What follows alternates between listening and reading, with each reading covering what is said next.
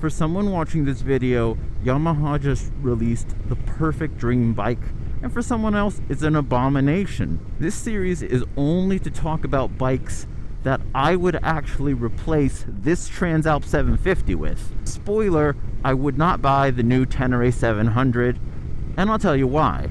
Now, if you are more focused in riding off-road, it does seem like a better bike.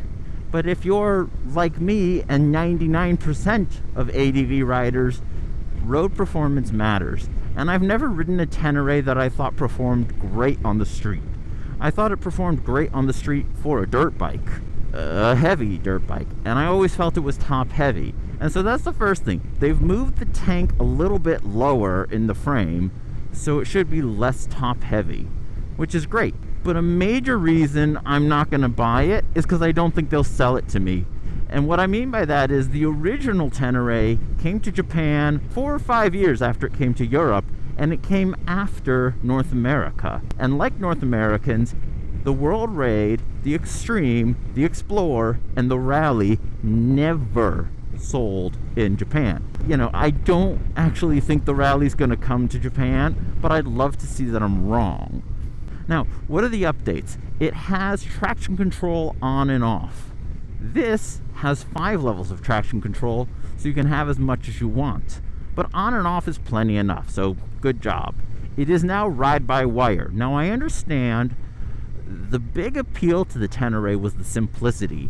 It was a cable throttle, it was ABS on and off, and so if you really were traveling the world, the number one thing that fails on every single motorcycle is electronics. Even the bikes famous for being slightly less than reliable, it's typically the electronics that bring them down. It's rarely engines, it's rarely mechanical parts, and not never. So it's not a cable throttle anymore. Now, ride-by-wire is more reliable than cable because if your cable snaps in the middle of nowhere, in my experience as a mechanic, I've never heard of ride-by-wire failing, but that's just me. So it's not a simple cable throttle. The advantage of the ride-by-wire is you can get it smoother. You get power modes. You get a softer mode for riding in the dirt, and you get a stronger mode for riding on the street. Now that is the same as this. I'm using 4 power modes right now in my user mode. It's not actually power. I always have 91 horsepower. It's just the throttle is more reactive. How much do I have to turn? Right now, I don't have to turn much to get full power, but in the lower power modes, I do have to turn the throttle more. But again, having a softer throttle for the dirt could be a nice thing. The ABS isn't that different. There's a bigger TFT. The ABS is a quick thing to do, which this is not, but I have a solution coming for that. The headlights, they actually look quite good, I think. I think it's a better looking bike than this. And the headlights, in my experience with the current Teneres and this, they're going to be better headlights than this. This is not a very good headlight. It's not a terrible headlight, but the Transalp does not have the brightest of headlights. The aesthetics is up to you what you like or not. I do think it looks better. The windshield looks as useless as ever, but good for off-road. The seat is now a one-piece, but it doesn't look any more comfortable than the very uncomfortable plank that comes in Teneres as they are. But what does that matter if you spend all your time off-road and standing up?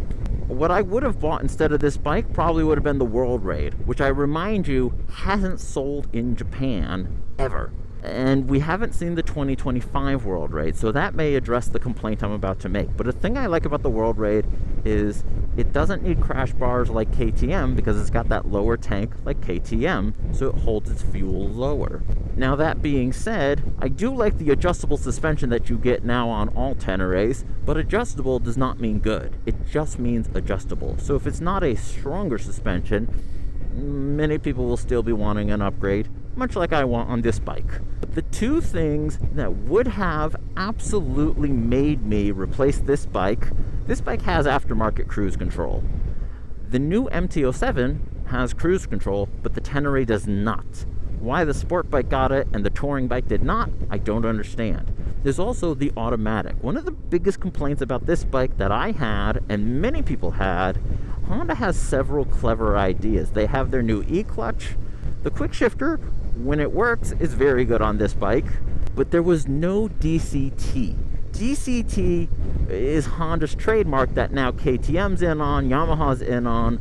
A lot of makers are now giving you an automatic option because more people buy the automatic Africa Twins than buy the manual. And I know if I was to get a Rebel 1100, there's no way I would pick a manual over DCT because, you know, cruising.